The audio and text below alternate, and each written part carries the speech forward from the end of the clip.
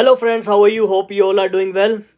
तो आज हम बात करेंगे रिसेंटली जो नए इमिग्रेशन चेंजेस हुए हैं, जो मार्क मिलर ने जो 22 जनवरी की जो एक कॉन्फ्रेंस थी उसके अंदर जो चेंजेस करे हैं उसके बारे में बात करेंगे। और प्लस आज हम बात करेंगे कि जो वो चेंजेस हुए हैं उसके पीछे क्या रीज़न्स हैं। उसके पीछे पहला सबसे बड़ा रीज़न है हाउस क्राइसिस का, और दूसरा रीज़न अनएम्प्लॉयमेंट का, अनएम्प्लॉयमेंट का हम अनस्किल्ड लेबर कह सकते हैं कि कनाडा के पास अब इतने अनस्किल्ड लेबर हो चुकी है कि उसको अभी ज़्यादा लेबर की ज़रूरत नहीं है। ये भी एक मेन कारण है कि ये जो रिसेंट जो उन्होंने चेंजेस करे हैं। और जो एक तीसरा चेंज है जो वो उन्होंने करा है, जो एक फेक मैरिजेस थी और उन सबको ध्यान में रखकर उन्होंने तीसरा जो रूल पास किया है। और बिना किसी देरी के अब हम वीडियो को स्टार्ट करते हैं। अगर चैनल को सब्सक्राइब नहीं करते हो तो सब्सक्राइब कर दिया करो, लाइक कर दिया करो, शेयर कर दिया करो। तो अब हम पढ़ते हैं पहले पॉइंट की तरफ। जो पहला पॉइंट है जो मार्क मिलर ने कहा है, उसके लिए मैंने अभी ये नोट्स वगैरह सब तैयार करा है, उसको आपको सारा एक ब्रीफ डाटा के साथ आपको सब शेयर करूँगा।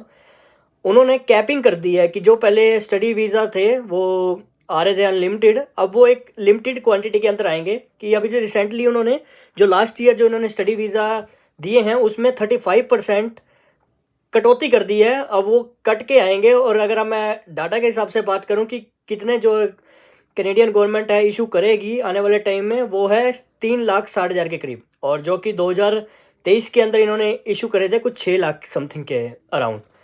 और ये जो अपने जो 3,60,000 जो इस 2024 में इशू करने वाली है, वो अगर हम देखा जाए अकॉर्डिंग टू स्टैट्स तो 2015 के अंदर भी थ्री 3,60,000 अराउंड करे थे। तो वो उसके कंपैरेटिवली ये कर रहे हैं। और बट जो इसकी कैप है, उन्होंने एक चीज़ को ध्यान रखा है कि ये जो कैप है, मास्टर डिग्री अगर कोई करने आ रहा है या पीएचडी करने आ रहा है, उन सब के लिए नहीं है। ये कैप उन्हीं के लिए है जो 1 साल का डिप्लोमा लेके आ जाते हैं, +2 के बाद 2 साल का डिप्लोमा कर लेके आ जाते हैं। लेकिन अगर उन सब के लिए ये कैप है, बट अगर आप पीएचडी करने आ रहे हो या आप मास्टर करने आ रहे हो तो ये कैप आपके लिए नहीं है। तो आप इसको अपने आप को इस कैप के अंदर कंसीडर ना करें कि आप 3,60,000 के अंदर आप आओगे, तो आप उनके अंदर नहीं आओगे। आप अप्लाई करोगे तो आपके लिए चांसेस बहुत ज़्यादा हैं कि आपको वीज़ा मिलेगा ही मिलेगा। और इसके अंदर एलिमेंट्री और सेकेंडरी एजुकेशन भी एक अगर हम पार्ट देखा जाए तो उसको भी इंक्लूड किया गया है। और जो इसका जो एक मेन कारण ये भी जो इसका जो रिज़ल्ट निकलेगा, वो रिज़ल्ट क्या निकलेगा? वो रिज़ल्ट ये निकलेगा कि कनाडा अब चाहती है कि उनके पास एजुकेटेड ही लोग आएँ, कि स्टूडेंट आएँ जो वो ऐसा ना हो कि +2 बाद आ गए और अनस्किल्ड लेबर उनके पास बढ़ी जा रही है बढ़ी जा रही है। अब वो कनाडा नहीं चाहती। अब कनाडा चाहती है कि हाईली एजुकेटेड लोग ही उनके देश में आएँ। कहने का मतलब है कि क्रीम क्रीम ही कनाडा सिर्फ चाहती है। और अगर हम दूसरे पॉइंट की तरफ बढ़ें तो दूसरे उसके ऊपर है कि पोस्ट ग्रेजुएशन वर्क परमिट नहीं मिलेगा जो प्राइवेट कॉलेजों के अंदर पढ़ रहे हैं बच्चे। अब बात यह है कि प्राइवेट कॉलेजेस कौन से हैं? जिनके पास डीआई नंबर नहीं है वो प्राइवेट कॉलेजेस हैं।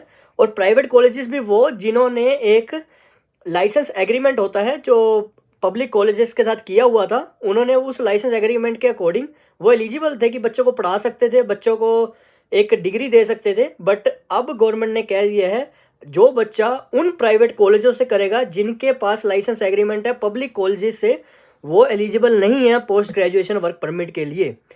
और अब आपके पास क्वेश्चन ये राइज होगा कि आप कैसे अब पता लगाएंगे कि ये कॉलेज प्राइवेट है या पब्लिक है? आपने सीधा गूगल पे जाना है, आपने टाइप करना है, और टाइप करते ही आपको वहाँ पे अगर आप उसके बारे में सर्च करेंगे कॉलेज का नाम, तो उसमें आपको पता लग जाएगा। उसमें साफ साफ लिखा होगा कि it's a private one, semi private, public private, तो उससे आपको पता लग जाएगा। और प्लस जिस कॉलेज में आप जा रहे हो तो उसमें आप डीएलआई नंबर देख लीजिए। अगर डीएलआई नंबर उस कॉलेज का है तो आपको वर्क परमिट जो है वो मिलेगा ही मिलेगा। तो उसमें कोई वो दो राय नहीं है। और ये जो सब चीज़ें मैं कह रहा हूँ, ये मेरी जो नॉलेज है, जो लास्ट में जो 2 साल में रहा हूँ, मेरे को जितना पता चला मैं उसके हिसाब से आपको बता रहा हूँ, जितना मैंने रिसर्च किया उसके हिसाब से। और ये जो सब स्टार्ट होगा ये सितंबर 1 2024 से जिनकी क्लासेस स्टार्ट होंगी या जो एनरोल हुए हैं तब से ये स्टार्ट होगा। अगर जो पहले आ गए उनके लिए ये एलिजिबल नहीं है। तो अगर वो प्राइवेट में ही पढ़ रहे हैं तो then they are eligible for the post graduation work permit. और जो थर्ड जो मेन रीज़न है कि नो स्पाउस वर्क परमिट। अब एक जो आपने पहले अभी बहुत से केसेस भी सुने होंगे कि लड़की जब लड़के से आइल्स नहीं होती है तो वो लड़की ढूंढ लेता है, या लड़की से आइल्स नहीं होती है तो वो लड़का ढूंढ लेती है जिसने आइल्स कर रखी है, और वो शादी कर लेते हैं, और शादी के बाद वो एक पार्टनर आ जाता है, तो उसके बाद वो अगले ही 4 महीनों बाद दूसरे अपने स्पाउस को बुला लेती है, और वो ओपन वर्क परमिट पे आ जाता है।